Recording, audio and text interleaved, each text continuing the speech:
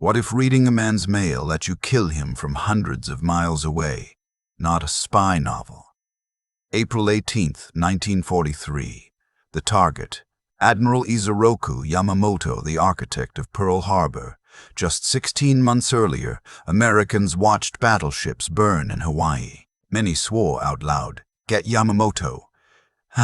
But how do you hunt the enemy's top admiral across the vast Pacific? You start with his messages. In a cramped, airless room, U.S. Navy codebreakers were tearing apart Japan's naval cipher under a program nicknamed Magic. One morning, a routine intercept came in, a travel schedule. Times, altitudes, waypoints, and then a name. Yamamoto. The man who once boasted he would dictate peace in the White House had just broadcast his personal flight plan. Now came the question, would you use it? Killing him could cripple Japanese morale. But if Tokyo realized their code was broken, the Allies might lose their best source of secrets. In Washington and Pearl Harbor, officers weighed one man's life against an invisible advantage. They chose to pull the trigger. The plan was audacious.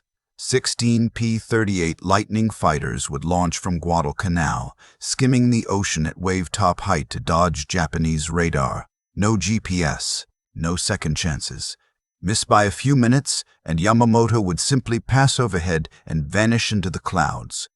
One pilot later admitted he flew so low, he worried about hitting the spray. Right on schedule, 2 Betty bombers and their Zero escorts appeared over Bougainville. The P-38s clawed for altitude. A brief vicious tangle of gunfire and one Betty trailed smoke, broke apart and plunged into the jungle. Hours later, a Japanese search party found Yamamoto still in his seat among the wreckage. His inspection tour and his war ended by men who had read his mail. Officially, the U.S. claimed coast watchers had tipped them off. Shh. The truth stayed buried with the codebreakers.